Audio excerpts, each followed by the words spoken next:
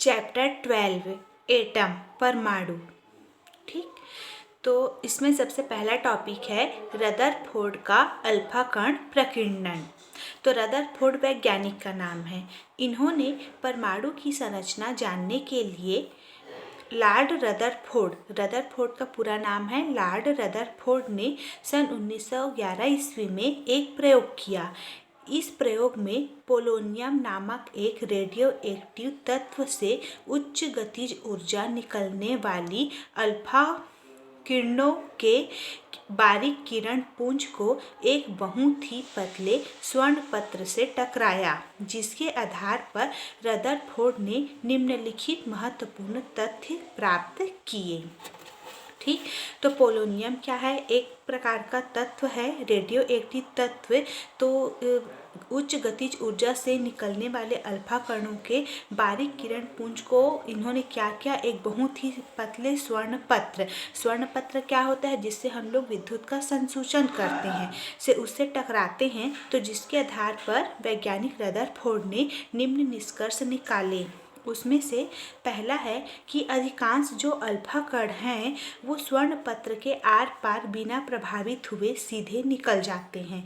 इससे पता चलता है कि परमाणु का अधिकांश भाग खोखला होता है। जैसे हम लोग इस डायग्राम को समझते हैं, ये एक परमाणु है। ठीक, और परमाणु में क्या हो रहा है, ये जो अल्फा कण है, बहुत सारे अल्फा कण हैं, वे आपतित हो रहे हैं। और आपतित होते हैं तो क्या होते हैं, स्वर्ण पत्र पतला होता है, जिससे क्या होता है, ये जो पहला वाला जो अल्फा कण है वो क्या हो रहा है, सीधे निकल गया है। ठीक है, उसके बाद ये वाला जो अल्फा कोण है वो अधिक कोण या फिर 90 अंश का कोण बनाते हुए क्या हो रहे हैं, निकल जाते हैं परमाणु से आर पार।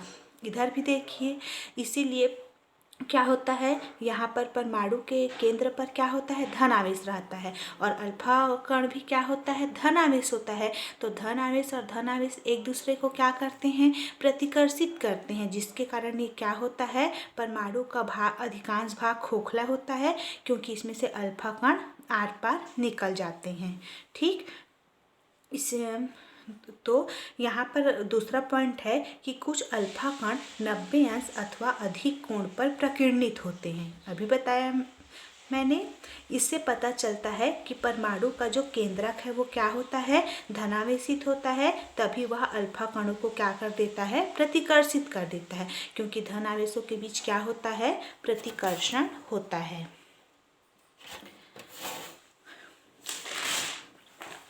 तीसरा इसका पॉइंट है कि 20,000 अल्फा कणों में से लगभग एक अल्फा कण अपने ही मार्ग पर वापस लौट आता है। इससे पता चलता है कि परमाणु का अधिकांश द्रव्यमान उसके केंद्रक में होता है, जिसे हम लोग नाभिक कहते हैं। जैसे देखिए, ये वाला जो अल्फा कण है वो क्या हो रहा है, लगभग 20,000 अल्फा कणों में से एक अल्फा कण ऐसे होता है जो अपनी जगह में क्या होता है, वापस लौट आता है। इससे यह पता चलता है कि जो परमाणु का क्या है, केंद्र है, वो क्या होता है, धनावेशित होता है, और उसमें जो द्रव्यमान है वो उसके नाभिक के केंद्रक में रहता है। ठीक,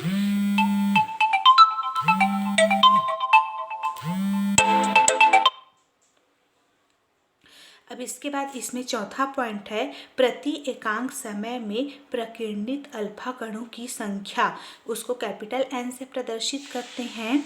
वो अर्ध प्रकीर्णन कोण की ज्या मतलब साइन के चतुर्थ घात के व्युत्क्रमानुपाती होती है। तो ये है एन अल्फा कणों की संख्या, वो व्युत्क्रमानुपाती है अर्ध प्रकीर्णन का 1/sin⁴ θ/2 चतुर्थ घात के व्युत्क्रमानुपाती होती है। इसको अगर हम लोग बराबर करके लिखना चाहें तो लिख सकते हैं n1/n2 = sin⁡θ2/2 sin⁡1/2 पूरे की पावर होल पावर 4। ठीक, उसके बाद है नील्स बोहर का परमाणु मॉडल। तो सन 1913 ईस्वी में प्रोफेसर नील्स बोहर ने एक परमाणु मॉडल प्रस्तुत किया जो प्लांक के क्वांटम सिद्धांत पर आधारित था, और अपने इस मॉडल के लिए बोहर ने निम्नलिखित 3 नए अभिगृहित प्रस्तुत किए। तो नील्स बोर ने जो परमाणु मॉडल प्रस्तुत किया वो प्लांक के क्वांटम सिद्धांत पर आधारित था और इस मॉडल के आधार पर उन्होंने 3 अभिगृहित प्रस्तुत किए। उसमें से पहला है कि प्रत्येक इलेक्ट्रॉन नाभिक के चारों ओर कुछ विशेष कक्षाओं में ही परिक्रमा करते हैं। हम लोग जानते हैं कि ये क्या है, नाभिक है। नाभिक में धन आवेश उपस्थित रहते हैं, मतलब प्रोटॉन और न्यूट्रॉन। न्यूट्रॉन न्यूट्रल रहता है और इलेक्ट्रॉन क्या करते हैं, उसके चारों ओर चक्कर लगाते हैं। तो ये जो कक्षा में चक्कर लगाते हैं, इन कक्षा को ही कहा जाता है स्थायी कक्षा। और प्रत्येक स्थायी कक्षा के इलेक्ट्रॉन का जो कोणीय संवेग है, जाहिर सी बात है जो इलेक्ट्रॉन है वो क्या कर रहे हैं, कोण बनाते हुए चक्कर लगा रहे हैं, जिसे ही हम लोग क्या कहते हैं, कोणीय संवेग। और ये जो कोणीय संवेग है वो h/2π का पूर्ण गुणज होता है। तो इलेक्ट्रॉन का जो कोणीय संवेग है वो होता है mvr, ठीक, इक्वल टू nh/2π। अब यहाँ पर mvr क्यों लिखे हैं, m मतलब कहने का मतलब है m द्रव्यमान, v उसका वेग, r उसकी त्रिज्या, ये तीनों का गुणनफल h/2π का क्या होता है, पूर्ण गुणज n इंटू h/2π, जहाँ n इक्वल टू 1, 2, 3 और n को हम लोग क्या कहते हैं, मुख्य क्वांटम संख्या।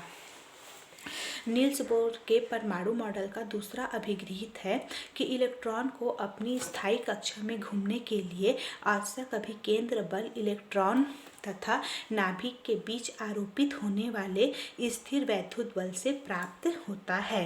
मतलब ये हमारा क्या है, परमाणु है। परमाणु बीच में क्या है, नाभिक में क्या है, हमारा नाभिक को Z से प्रदर्शित किए हैं।